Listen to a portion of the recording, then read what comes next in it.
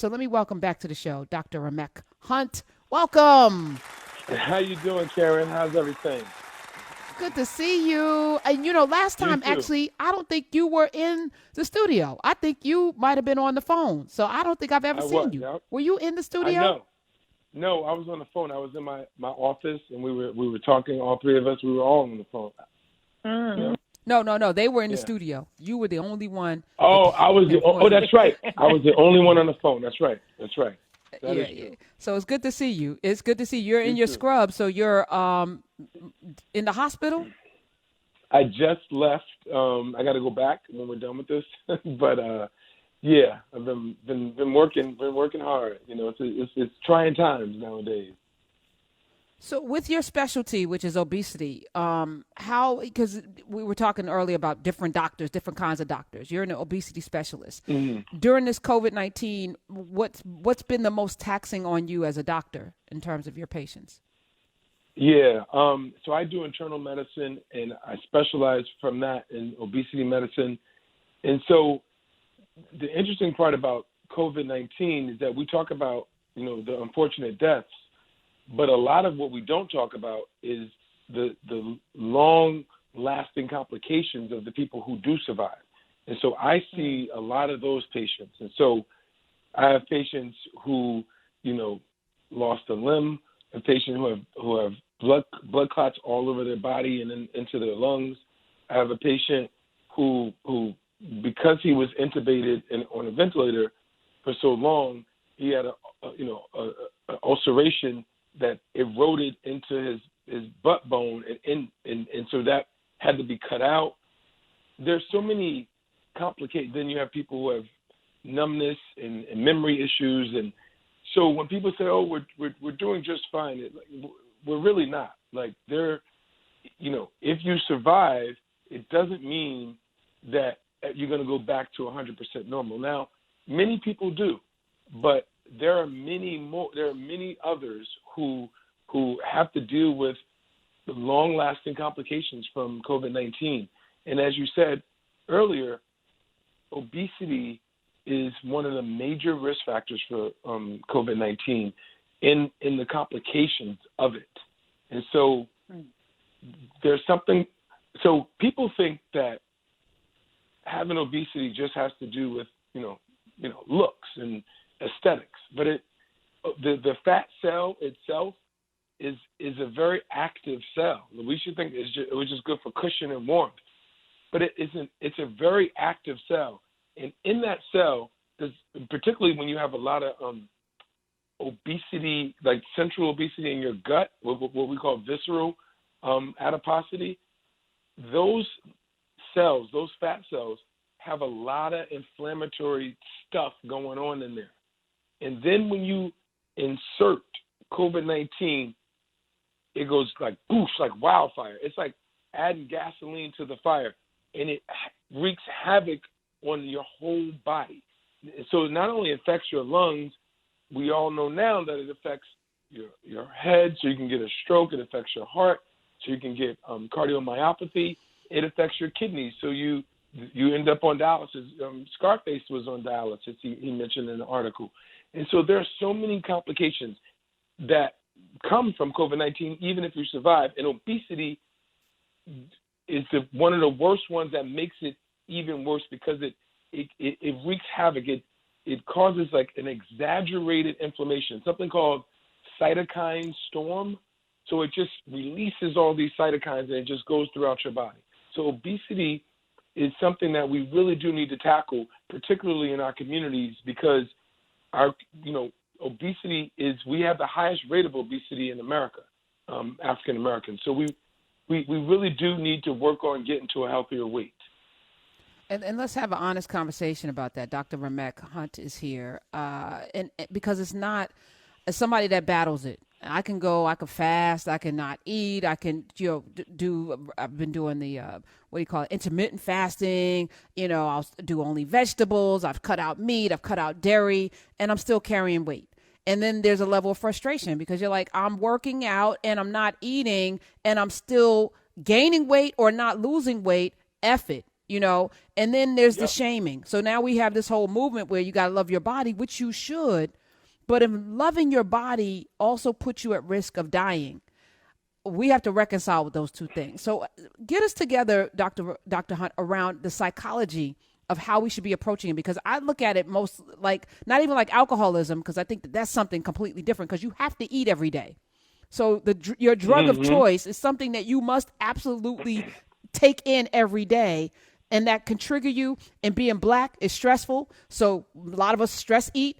Being in a pandemic is stressful as F, so we're stress eating. And then you just have the biology of being bred for famine, surviving the hulls of ships. The people that survive usually could go without food and water for long periods of time. And then now we have plenty, boom, cacao, So talk about all of that. I know I threw a lot on your plate just now. Sorry. No, I couldn't have said it better myself. So the reason I wrote this book, The No Guesswork Diet, and the reason I called it No Guesswork is because I wanted to take the guesswork out of healthy living.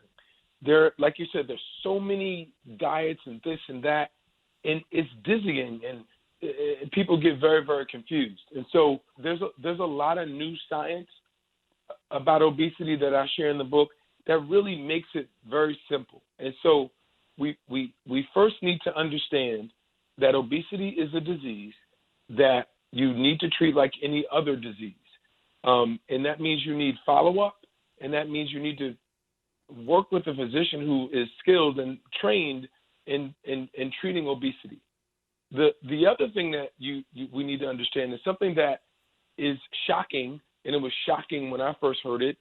And some people say, don't say that because you're going to lose them. But it is true. When you try to lose weight, your body fights you. So when I say it's not your fault that you're having a hard time losing weight, I mean that your body is trying to fight you. When I say that weight loss is not just about willpower, it is because your body is trying to fight you. There is something called a set point in your body, in all of our bodies.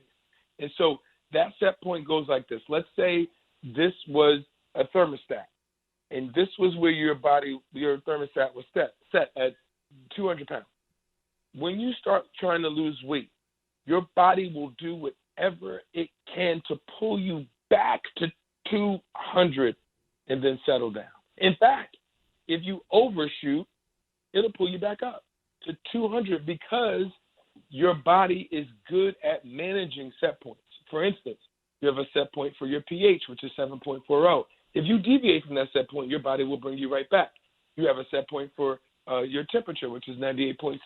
If you raise your temperature, your body will sweat. If you lower your temperature, your body will shiver. You have a set point for your weight, or more specifically, your fat, the fat in your body. And if you deviate from that, your body is very good, just like with the other two, at getting you back to your set point. And so when people try to lose weight, one of the main reasons it's hard is because your body is fighting you with these things called gut hormones. So these hormones in your gut that regulate appetite and hunger. So it makes you crave more and it makes you more hungry. There's these other hormones in your gut that make you feel satisfied, or what we call satiated. So it shuts off the hunger in your brain. And so a good example of this is bariatric surgery. Bariatric surgery is the one time where size doesn't matter. We used to think that the reason that bariatric surgery worked is because we shrink your stomach. And so the lap band is a very good example of the smallest stomach you can get with bariatric surgery. There's a lap band, there's a sleeve, and there's a gastric bypass. We don't do the lap band surgery anymore. Why? Because it doesn't really work. After a couple of months or a year or two, you regain the weight. And the reason is because all you did in that surgery is make the stomach smaller. But what you didn't do is remove some of the stomach. And it turns out that the hormone that makes you hungry and crave is in your stomach. So when you remove 80% of the stomach, you remove 80% of this hormone called ghrelin. I call it the hunger gremlin because it makes you crave and makes you hungry. So with the sleeve and with the gastric bypass, you remove 80% of the ghrelin, which makes you always want to think about food and makes you always want to eat. That's the reason why we need to manage those hormones. And so in my clinic, we learn how to manage those hormones. And you can do it with food. There's also medications you can do it with. And there's other little things that we can do to regulate your hormones. And so it's not about not eating this and not eating that. It's about understanding the biology that goes into weight. And the last thing I want to say about this is that the other hormone, which is also in your gut, is called insulin. Now, we know insulin because we know diabetes and it treats diabetes. But guess what? Insulin does a lot of things. It's called a growth hormone because it makes you grow. And insulin is the only fat-producing hormone that we know of. In other words, insulin is the only hormone or the only thing in our body that produces fat. It packs up the carbohydrates and puts it into a fat cell. So the name of the game is to regulate your hormones. So the name of the game is to lower insulin. You do that with a low-carb diet, or what you also mentioned with intermittent fasting, because you can low. That's the whole premise behind intermittent fasting, lowering your insulin level. And we do that by lowering your ghrelin, and we do that by trying to increase the hormones that make you feel satisfied.